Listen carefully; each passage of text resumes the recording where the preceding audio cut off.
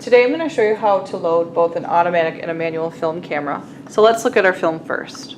Our film comes in a box that says black and white photographic film, and the number 400 refers to the film speed, which we'll get to later. The number 24 in the bottom right hand side means the number of exposures or the number of pictures. If you open the box, you'll find a little canister that houses the film, and I'm going to take the film out. And although our film cannot touch the light,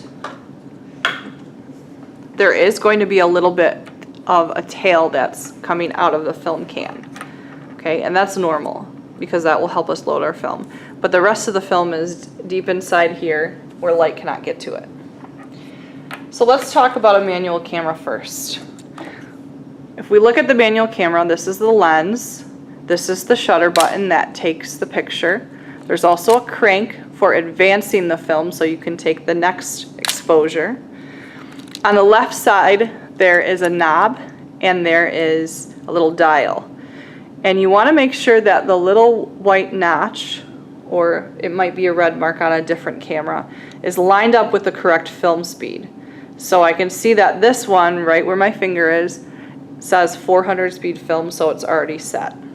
If it's not set correctly, pull up on that ring and you can move the ring back and forth until the notch or the line is on the correct film speed.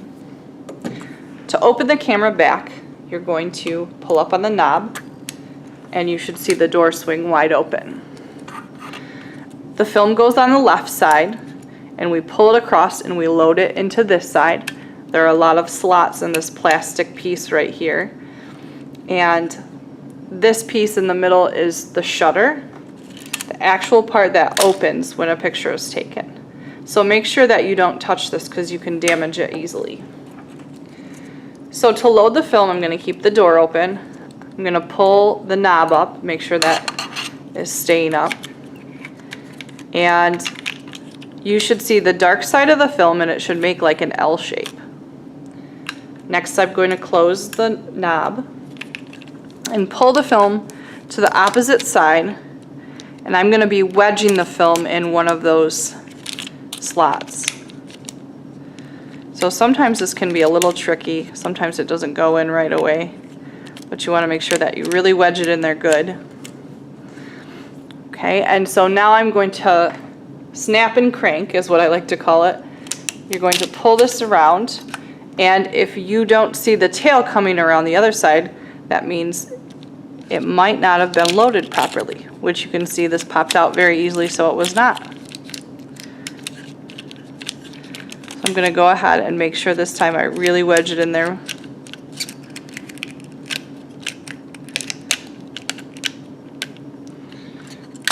Snap and crank. And now you can see that the film has wound itself around this plastic piece. And that's what we want to see. We want to make sure that that film is secured in there so we know that when we advance the film, when we take the next picture, that the film is actually moving and we are taking a picture on a new section of film. Okay, now that I see that this has happened correctly, I'm going to close the door. Okay, and then I'm going to turn your attention to this little part right here by my thumb. That's the counter. So that will count what picture you're on. So the S is start. And so we usually snap and crank until we get to the 0, which I am at the notch right before the 0. So I'm going to snap, and my next crank is going to set me up for the first picture. Okay, so now it's at 0, and I'm ready to point and shoot and take my first picture. When you're all finished with a manual camera taking all the pictures, you should get up to 24 or 25, and usually it won't allow you to take any more pictures, but read your counter also.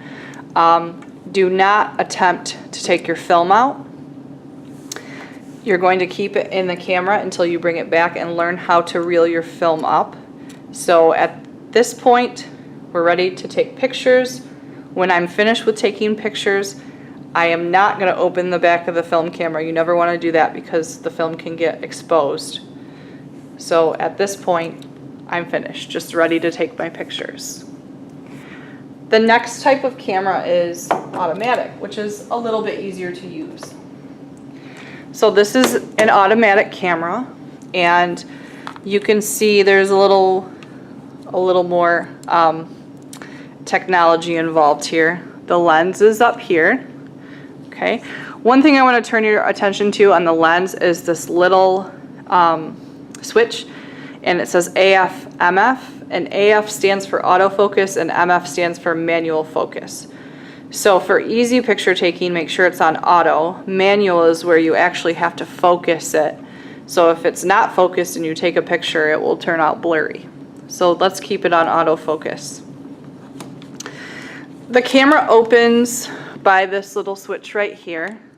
So if you pull that down and out, that's what the back of the camera looks like. It looks very similar to the other camera. Also on the top, we have a dial that controls the different settings.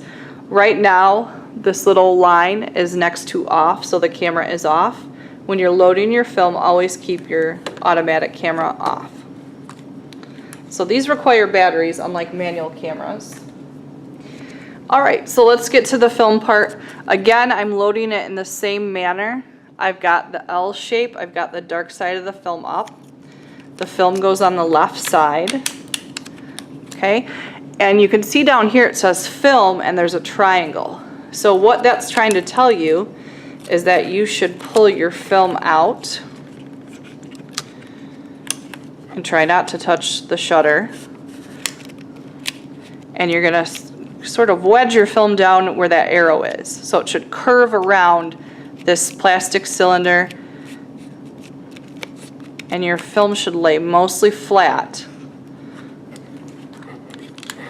I'm going to close my film camera back, and it still says off right now. I'm going to turn this dial now to the green rectangle to turn it on, and you'll see what happens. It's going to load itself. So I'll turn the camera up so you can read the screen. And you can see it's counting upwards to 26. So and goes back one, it's going to give me 25 exposures. Okay. For this camera, you do not have to change the film speed. It automatically recognizes the film, so it understands what to do. I'm going to turn this off while I'm not using it because I don't want to waste the battery. But when you turn it off, you should still see this little symbol, and you should see the number 25. Okay, so you can see the difference when I turn it on. There's some graphics that pop up there, and that means it's ready to use. When you get to your very last picture, what will happen is the camera is going to roll the film up by itself. So you're going to hear a really large noise, loud noise, just like you did when it was reeling in, except now when you're finished it's going to go back into the canister. So you let it do that. Again, just keep the camera off, don't open the back, and just bring the camera back to class. Okay, and that's about it. So that's loading both an automatic and a manual film camera.